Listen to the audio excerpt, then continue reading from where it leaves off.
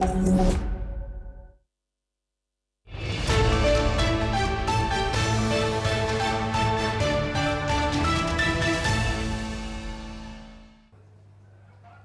and welcome. You're watching the newsroom. Breaking this hour. Israeli Prime Minister Benjamin Netanyahu has ordered the military to carry out intense strikes on the Gaza Strip. The move comes after Netanyahu accused Hamas of violating the US brokered ceasefire. In a statement from his office, Israel said that following security consultations, the Prime Minister instructed the military to immediately launch powerful strikes in Gaza. Netanyahu's office has said that the directive was issued as a response to what he described as a ceasefire violation by Hamas. Now, following the temporary ceasefire in the Israel-Hamas conflict in October 2025, Gazans transferred and reburied bodies at a cemetery in Deir el-Balah. The civil defense moved a number of bodies from the Al-Katiba area west of Gaza city to be laid to rest in Deir el-Balah, after family members were able to recognize some of them. Palestinian forensic teams at Nasser Hospital lack the necessary resources for proper identification, including cold storage and DNA testing facilities. Mourners have gathered at Deir el-Balah, and this is what they had to say. انهم دفنوه في مقبرة جماعية، فأنا نفسي بس عشان أختي هيك ترتاح تشوف لو عظم ابنها، مش مشكلة.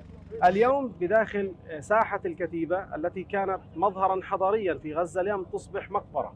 نحاول حقيقة أن نقوم بإخراج الجثامين من هذا المكان إلى منطقة دير البلح، حيث الشهداء الذين لم يتم التعرف عليهم أو مجهولين الهوية تم تخصيص مقبرة في منطقة دير البلح لهذا الملف ولهذه تحديدا هذه القضية.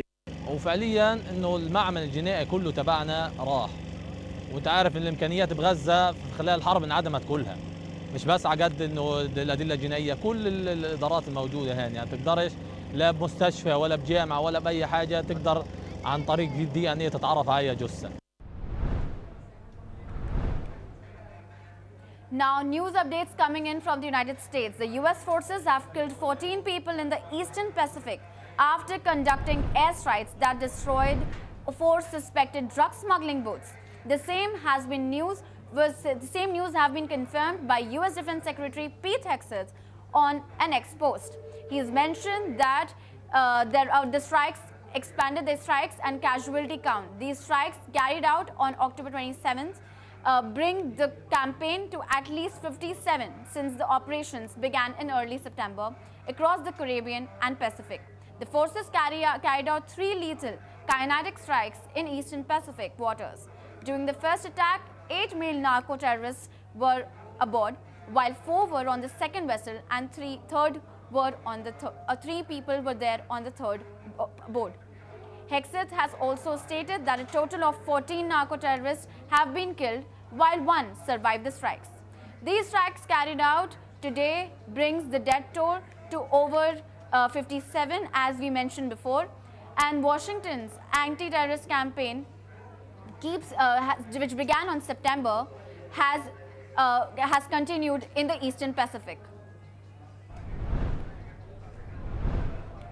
Ukrainian President Volodymyr Zelensky and Dutch Foreign Minister David Van Wiel have spoken about their willingness to use frozen Russian assets to fund aid for Ukraine amid the ongoing military conflict with Russia. Here's what the Dutch FM had to say about the plan. We're very much in favor now of finding a way of using the Russian frozen assets in order to have more financial aid and stability, or in the field of justice. Indeed, as you say, we are more than happy to host the advanced phases of the Tribunal on Aggression against Russia. We want to make sure that you know that the Netherlands is your... Meanwhile, the Ukrainian president also spoke about the involvement of Chinese troops in the conflict, saying that he hopes China will help end the war instead of prolonging it. Listen in. Ми бачимо, що Китай давав верстати для зброї Російської Федерації. Ми бачимо, що допомагає обходу санкцій. Ми бачимо, що є китайські найомники найманці, які воювали проти українських військових. Ви знаєте, що у нас вони в полоні були деякі, так, ті, хто вижили. Ну і тому ми би дуже хотіли, щоб Китай тиснув на Росію закінчити цю війну і ні в якій формі не допомагав її продовжувати. Meanwhile, Ukrainian President Zelensky has also repeated his call for strong security guarantees, saying that he hopes that such guarantees will help prevent Russian aggression in the future. Listen in. Після ceasefire і маючи розуміння гарантій безпеки, відновити агресію, якщо є сильні гарантії безпеки, буде Росії дуже складно. Тому цей план приблизно на це і сфокусований. Я думаю, найближчі дні радники наші зустрінуться. Ми домовлялись приблизно п'ятниця-субота. І будуть обговорювати риси цього плану. Дякую. Plans to export some of the weapons it produces to obtain additional funds to produce armaments for strikes against Russia. Ukrainian President Zelensky has announced that the program will begin exporting weapons from November, having earlier stated that they have identified 4 key markets to export Ukraine-made armaments to, namely the United States of America, Europe, the Middle East, and Africa.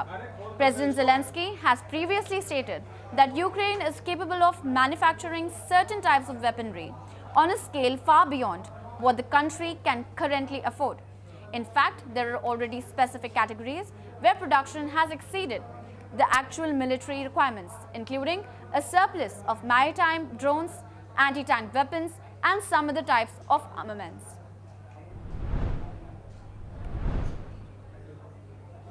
Now shifting our focus to Myanmar, parties approved to participate in Myanmar's junta-organized elections have commenced campaigning for the upcoming elections, the first in Myanmar since the military coup 4 years ago.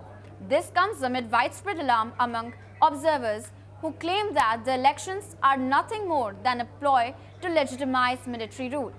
Myanmar has been consumed by civil war since the military snatched power in a 2021 coup, deposing and jailing democratic figurehead Aung San Suu Kyi after her party won the last election by wide margins. Rebels have pledged to boycott the vote in huge enclaves they control, while human rights groups and a UN expert have denounced the polls' restrictive conditions in junta-held zones.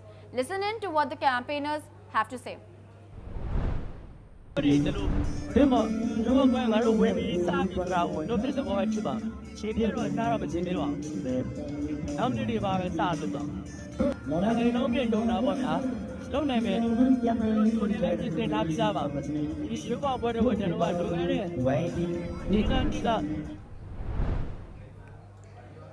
At least 18 people died during a major police raid in a dense warren of Rio de Janeiro slums in the latest bloody confrontation in Brazil's second largest city. According to the military police, tactical teams from Rio de Janeiro's civil and military police raided the Elmau complex to take down an alleged criminal organization. The group was suspected of involvement in cargo theft and bank robberies and was planning incursions into rival slums. After the raid, locals could be seen bundling injured people into the back of vehicles to be taken to the hospital as police watched. More updates coming in from United States. A US official has confirmed that the Trump administration is set to sign a landmark technology deal with South Korea aimed at boosting cooperation in artificial intelligence, quantum computing, and 6G networks. The agreement, which is part of a broader effort to maintain a competitive edge over China, will be signed on Wednesday by Michael Kretesios, Director of the White House Office of Science and Technology Policy. Officials say the deal focuses on joint research, innovation, and advanced technology development. Sources familiar with the plans have also stressed that the partnership marks a key step in global tech leadership and collaboration. Ethiopia's leader Abiy Ahmed has called for international mediation with Eritrea over access to the sea insisting on an irreversible claim to the coastline as tensions between the Horn of Africa neighbors.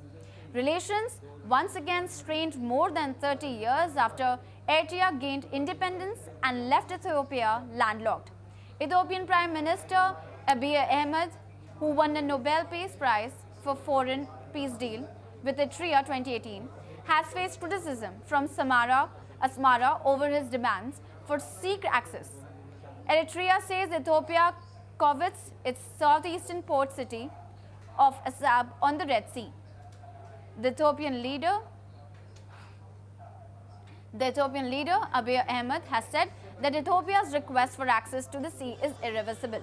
Listen in to what he had to say. በፍጹም የውጊያ መሻት የለንም። በህጋዊና ንግግር ሊፈታ ይችላል ነው። ለብዙ ሀገራት በተናጠል ተናገር ያለው ምክር ቤት መስማት ከፈለገ ግን ለአሜሪካ፣ ለቻይና፣ ለራሻ፣ ለአውሮፓ፣ ለአፍሪካ አሁን በተከበረው ምክር ቤት መግለጽ የፈለገው ነገር የኢትዮጵያ የቀይ ባህር አክሰስ ጉዳይ አይቀሬ ስለሆነ ቅድሚያ የሚሰጠው ሰላምና ንግግር ስለሆነ እባካችሁን ሸምግሉንና መፍትሄ አምጡልን። Syrians living in Moscow are expressing support for the improving relationship between Russia and the new government in Damascus. They say that the ties between the two countries have been strong for decades, including during the Soviet era. The sentiment follows recent high-level talks in the Kremlin, with Syrians seeing Moscow as a key partner and backer of stability as Damascus seeks to deepen political and strategic cooperation with Russia. This is what the Syrians had to say. С дальних времен, со времен СССР, у нас были отношения между Россией и Сирией на высоте. Они были всегда очень хорошими. И мы благодарим Бога за то, что ушел старый режим Асада. Ну, смотрите, я сам из Идлиба, ну, наверное, слышали, город знакомый.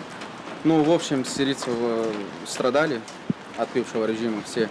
Так что мы очень рады, что, ну, старый режим ушел, упали. Да, я приехал в Россию в 2018 году. Это было, ну, когда начинается сильная война вот у нас в Сирию, у нас только выход был туда, вот в Россию, типа можно сделать приглашение, визу туда, мы приехали сюда на учебу, и мы тут уже живем, да, и работаем. More news updates coming in from Middle East. Saudi Arabia has decried human rights violations by the Sudanese paramilitary rapid support forces in Al-Fashir, as reports of atrocities emerged after the group's capture of the strategic city. The Saudi Foreign Affairs Ministry expressed deep concern and condemnation of the grave human rights violations during the recent attacks by the rapid support forces on the city of Al-Fashir. In a statement on X, Riyadh supports Sudan's army-aligned government, whose forces are fighting the RSF and has been involved in peace talks on Sudan.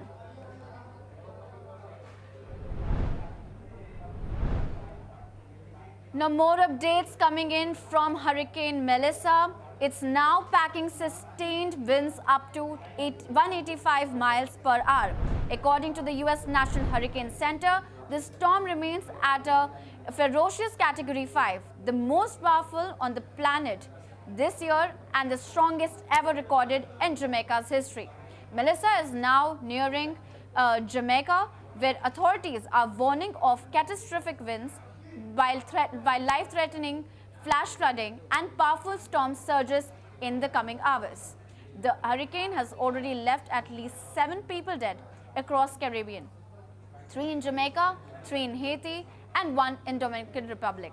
Forecasters say the storm will next move towards Cuba and the Bahamas and the Turks and Caicos Islands, bringing widespread destruction and dangerous weather across much of the region. Now let's shift our focus to France. The French Senate Culture Chair says security at the Louvre is not fit for the 21st century. Laurent Lafont, president of the Senate's Culture Commission, inspects the museum's security systems and calls for urgent upgrades. He notes weaknesses in the network and video surveillance and says external cameras require attention from both the Louvre and Paris authorities. Le Fond stresses the museum is the France's flagship cultural site and must be exemplary. He urges the Louvre to implement the security master plan through the Louvre Renaissance project, backed by an €80 million budget to ensure the safety of visitors and priceless artworks. Let's in fact listen in to what the President of the Senate's Culture Commission had to say. Il y a de nombreuses améliorations à faire. On est sur une organisation de la sécurité qui n'est pas conforme à ce qu'on peut attendre d'un musée d'aujourd'hui, et il est indispensable de réaliser enfin les travaux nécessaires, que ce soit sur le réseau ou que ce soit sur le matériel de vidéosécurité. Écoutez, Laurence Descartes a été très claire l'autre jour là-dessus. Il y a une faiblesse sur les caméras extérieures. Ça relève du Louvre, mais ça ne relève pas que du Louvre, puisqu'il y a également la préfecture de police et la ville de Paris qui sont concernés dès lors qu'il y a des caméras extérieures. Nous organisons, encore une fois, je ne rentrerai pas dans le détail, mais je pense que nous avons tous remarqué que le matériel de sécurité n'était pas adapté à un musée digne du XXIe siècle, sur un site en plus qui est un site particulier pour la France, c'est le site du Louvre, c'est notre vaisseau amiral, il doit être exemplaire, et au jour d'aujourd'hui, on ne peut pas qualifier les conditions de sécurité comme étant exemplaires au sein du Louvre. C'était vieillissant. Il faut retenir qu'il faut absolument mettre en œuvre le schéma directeur de sécurité à travers le plan Louvre Renaissance, et qu'il y ait les moyens financiers nécessaires pour financer le schéma directeur. Je vous rappelle le chiffre, c'est 80 millions d'euros, donc c'est une somme assez conséquente. Il faut absolument que cet effort budgétaire soit réalisé dans les plus brefs délais. News updates coming in from Russia. A Russian court has fined 18-year-old street singer Diana Lodinova about $375 for discrediting the Russian military. The fine issued follows her performance of an anti-war song by a musician labeled a foreign agent. Lodinova, who performs under the stage name Narco, is the vocalist for the street trio Stop Time. The Lenensky District Court in St. Petersburg issued the fine in connection with her performance of Tai Soldat. The lyrics of this Tai Soldat describe the emotional toll of war, but make no explicit reference to the Russian military or the ongoing conflict in Ukraine. Before the fine, Lodinova and her bandmates were jailed for nearly 2 weeks for unlawfully organizing a public gathering after performing songs by exiled anti-war musicians. Само дело, то есть как бы судить за исполнение песен просто вычетными музыкантами — это прецедент, во-первых, то есть такого не было, и это было удивительно. Ну и само по себе безумие этого дела тоже как бы подталкивает к тому, чтобы прийти и привлечь внимание, во-первых, общественности, потому что... Я пришла в суд сегодня, чтобы поддержать конкретно Диану и в целом людей, которые занимаются такой вот смелой деятельностью в нашей стране. При этом я считаю, что было нарушено конституционное право данного человека на свободу самовыражения, свободу творчества, соответственно, а также выразить свою гражданскую позицию. Я против нарушения конституции. News updates coming in from Germany. The countdown is officially on for the Winter Olympics with just 100 days to go. The country's Olympic Committee marked the milestone, expressing optimism about a strong showing when the Games open in Italy early next year. Chief de Mission Olaf Tabor says that Germany expects to send around 185 athletes, though final selections are still underway. Tabor also highlighted the close proximity of the venues in Italy, which he hopes will encourage large numbers of German fans to attend and support their athletes. The German house in Cortina will serve as the team's base and a fan hub to celebrate the spirit of Team Deutschland. Listen in. Deutschland ist eine Sportnation und das wollen wir selbstverständlich auch in Italien zeigen. Insofern fahren wir mit einer deutschen Mannschaft zu den Winterspielen, die hinterher auch einen Top-Ranking-Platz im Nationenranking herausgeholt haben soll. Ich hoffe, dass wir ganz viele tolle Leistungen sehen werden und dass wir auch viele Medaillen gewinnen wollen. Aber es verbietet sich eigentlich zum derzeitigen Zeitpunkt irgendwelche Prognosen abzugeben, weil wir unser Team noch gar nicht genau kennen. Am Ende gehen wir davon aus, dass es 185 Athletinnen und Athletinnen sein werden, die wir mitnehmen können nach Italien, ohne dass wir schon wüssten, wer genau denn in diesen Teilteams unterwegs wäre. Wir hoffen, dass ganz viele sich diesen Traum von den Olympischen Spielen auch erfüllen werden, sich qualifizieren und dann vor allen Dingen gesund bleiben und hinterher auch bei ihren Meisterschaften ihre Top-Leistung abrufen können. Denn darum geht es am Ende. Darauf arbeiten alle hin und das muss jetzt auch der Fokus sein. Breaking news coming in from Italy. A man in an electric wheelchair died after being hit by a car driven by Inter Milan goalkeeper Joseph Martinez in the province of Como. According to the police, the wheelchair appeared to have veered into the path of the vehicle. Authorities are continuing to investigate the circumstances surrounding the accident. Martinez, who is 27-year-old, has been capped once for Spain and serves as a second-choice goalkeeper at Inter. He joined last year from Genoa and has made 12 appearances for the Italian side.